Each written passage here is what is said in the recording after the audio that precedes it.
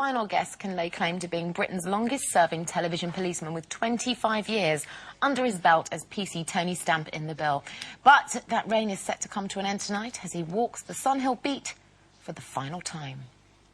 Lily, I need you to come down to the station with me to talk about Chelsea. I can't. Not now. I need to be here. You're not listening to me. I need you to come down to the station. I'm arresting you on suspicion of assaulting Chelsea. What? Doctors will make sure Chelsea's all right. But you know I didn't. You know how much I love her. Sorry. Please welcome Graham Cole.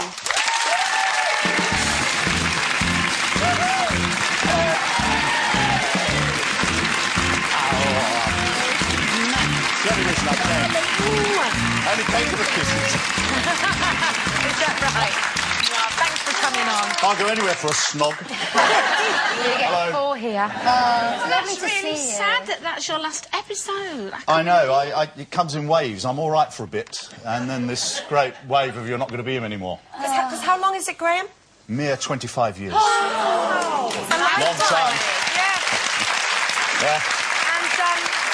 And I think you can hear from the reaction here that we've grown up with you on our screen. We You think all have. we You're all think that you're a real schoolgirls life when I copper. Well, we'll be sad to see you go, won't we? Absolutely.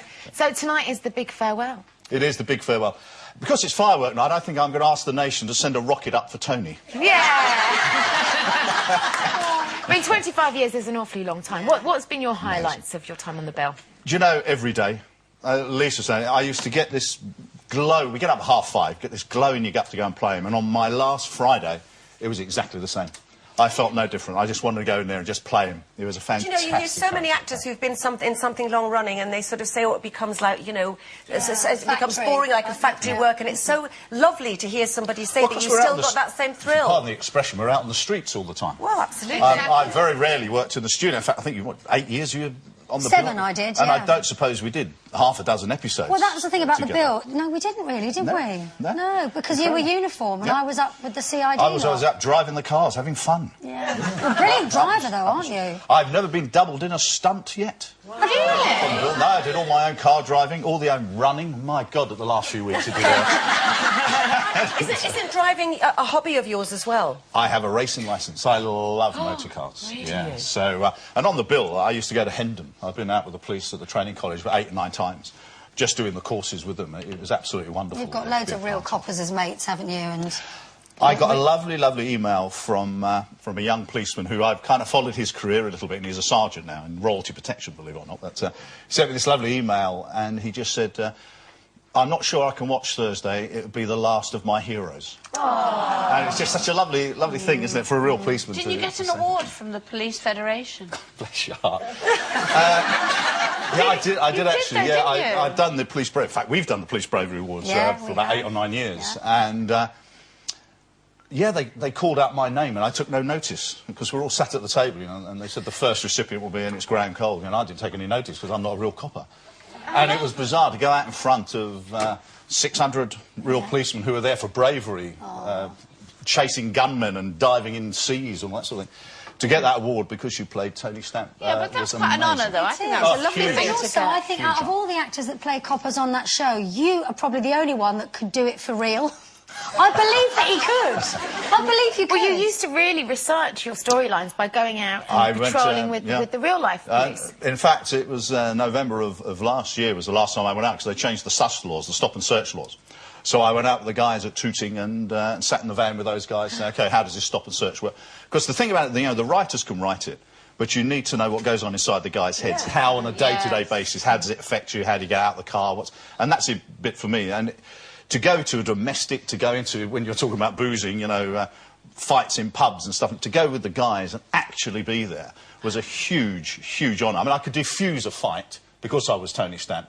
I've also caused fights because I was Tony Stamp. So it was an amazing... the police have been just superb to me, they really have. Do you believe you're a real policeman? Oh, yeah. Sadly, some of my own family, I might say, as well. So how's it been left open for you to possibly return at some point? Well, I'm not sure, because I want the excitement to build for tonight. I mean, that was iconic, Tony Stamp, wasn't it, the clip that you showed there? He's great. If you've got a man with a machete or a double-barrel shotgun, he's your man to send in. He'll just go and do it. Get a crying woman and he falls apart. And I love that bit about Tony Stamp, because, you know, I've been with Sherrie for 37 years. It was great to play somebody who wasn't married, had nothing, couldn't handle women at all. And it was great to play that role. So they've left the door open for me. I don't want to say too much. I want you to watch it tonight, because it's a and we can read episode. all about it, because you've written your autobiography. It's all about your time on the beat, and it's out now. It is. And in fact, that's my whole life. The bill is a tiny bit of that. We actually started from almost conception. Am I allowed to say that at lunchtime? Yes, trust me. And then it goes right. It was an absolutely cathartic thing to do. It was a ball, and I actually did write it. It is. How was the old memory though? Did you remember everything? Do you know, it surprisingly comes back to you, and of course because Cherry's been such a vital part, a rock of my life, 37 years. She could fill in the blanks. Well, as she was reading through, she said, that didn't happen. It wasn't that. That's the wrong date. I wasn't that. And it was great. And my sisters, you know, and people like that, it was wonderful. But you have to, if you're going to do it, bare your soul, and that's what's in that book. Is it's actually what it's like to be a jobbing But when you started to write it, did you think, oh, well, this is either going to be easy or it's not going to... And then suddenly things come to you and go, oh, I don't even remember that. How come that... Do you know, Steve Clark, Splendid Books, he approached me last March about the book, and initially you say, I don't think anyone would be interested. Yeah. He said, well, what about doing a chronicle for the kids? I've got Matthew's 25, Laura's 23. You know, why not do it? So they've got something to hand down. And one of the loveliest things that happened was both Matthew and Laura have sent me texts just going, I've just read the bit about your hearing. So I was going deaf and I had to have an ear operation. I've just read that bit, and we didn't realise how bad it was, because obviously as a dad you cover it. You know, you so don't take brave, the kids. because you worked through that as well. I remember was, you having terrible troubles. It was very... I had to learn everyone's script, because I just couldn't hear. Because we were outside on location the whole time. Yes, of course. And there was one... We were on a farm, filming on a farm. Stamp being a hero, of course. Going to save the day. But the only way I could get through the filming was, because it was cold, as the actor's breath stopped going, I knew it was my turn. And that was the only way that I could tell. I couldn't hear it. I couldn't hear it at all. It was murderous. You're back to full health now, and you are a pro. Well, my right ear's okay. I've got to have the left one done yet. It's only me over this side. As the wife says, you have selective hearing. Keep it that way. Graham, the very best of luck with whatever thank you so much. comes It's been next lovely to to you. be able to see Our this again. pleasure. That's wonderful. Ladies and gentlemen, Thank you so Graham much. Cole. Thank you.